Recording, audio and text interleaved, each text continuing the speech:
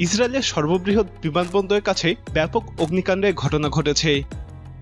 শেষ খবর পাওয়া পর্যন্ত আগুন নিয়ন্ত্রণে আসেনি। আগুন ব্যাপক আকারে ছড়িয়ে পড়লে বিমান ওঠানামার কাজ বন্ধ হয়ে যেতে পারে, ফলে বহির্বিশ্বের সাথে ইসরায়েল বিচ্ছিন্ন হয়ে যেতে পারে। গত এক সপ্তাহে ইসরায়েলের অস্ত্রাগার, পরমাণু গবেষণাগার, তেল শোধনাগার সহ গুরুত্বপূর্ণ স্থাপনায় হামলা নয়তো অগ্নিকাণ্ডের শিকার হয়েছে। দখলদার ইসরায়েলের বেন গুরিয়ন বিমানবন্দরের কাছে এই আগুন লেগেছে। ইসরায়েলি টিভি নেটওয়ার্ক চ্যানেল 13 জানিয়েছে, বিমানবন্দরের কাছাকাছি পার্শ্ববর্তী এলাকাটি আগুনে পুড়ছে। টিভি চ্যানেলটির খবরে আরও বলা হয়েছে, বিশাল এলাকায় আগুন ছড়িয়ে পড়েছে। পাশেই রয়েছে ইহুদি উপশহর জিতান, সেখানকার বাসিন্দাদের সরিয়ে নেওয়া হয়েছে। শেষ খবর পাওয়া পর্যন্ত আগুন নেভানো সম্ভব হয়নি, তবে অগ্নি নির্বাপন বাহিনীর সদস্যরা সর্বোচ্চ চেষ্টা চালিয়ে যাচ্ছেন। ইসরায়েলি দৈনিক ইয়াদুত আহারনত এই খবর জানিয়েছে, তাদের রিপোর্ট লেখা পর্যন্ত আগুন নিয়ন্ত্রণে আসেনি। গত কয়েকদিন ধরে ইসরায়েলে এ ধরনের ঘটনা বেড়ে গেছে। বেন গুরিয়ন বিমানবন্দরটি দখলদার ইসরায়েলের সবথেকে বড় আন্তর্জাতিক বিমানবন্দর। কোভিড মহামারীর কারণে এই বিমানবন্দরটি বহির্বিশ্বের সাথে ইসরায়েলের যোগাযোগের একমাত্র মাধ্যম হয়ে উঠেছে। এটি রাজধানীর তেল আবিব থেকে 15 কিলোমিটার দক্ষিণে অবস্থিত।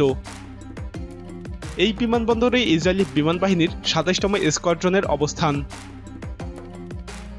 দখলদার ইসরায়েলের প্রথম প্রধানমন্ত্রী বেন গুরিয়নের নামে এই বিমানবন্দরের নামকরণ করা হয়েছে। বেন গুরিয়ন বিমানবন্দর বা নাতবাগ ইসরায়েলের প্রধান আন্তর্জাতিক বিমানবন্দর, ফলে এটি দেশটির সর্বাধিক ব্যস্ত বিমানবন্দর। বিমানবন্দরটি ইসরায়েলের বিমানবন্দর কর্তৃপক্ষ কর্তৃক পরিচালিত হয়। এর মাত্র একদিন আগে ইসরায়েলের হাইফা নগরীতে একটি তেল শোধনাগারেও ভয়াবহ আগুন লাগে, যাতে তেল উৎপাদনও বন্ধ হয়ে যায়। ধারণা করা হয়েছিল সাইবার হামলার মাধ্যমে বাইরে কোনো শত্রু ওই বিস্ফোরণ ঘটায়। হাইফা নগরীর বাজান তেল শোধনাগারে ওই দুর্ঘটনা ঘটে। হামলার ফলে শোধনাগারের একটি ক্ষতিগ্রস্ত পাইপ থেকে আগুনের সূত্রপাত হয় বলে খবর প্রকাশিত হয়েছিল।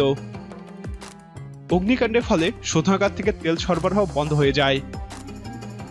এই ঘটনায় শোধনাগারের ক্ষয়ক্ষতি এবং হতাহতের ঘটনা সম্পর্কে বিস্তারিত কিছু প্রকাশ করেনি ইসরায়েল।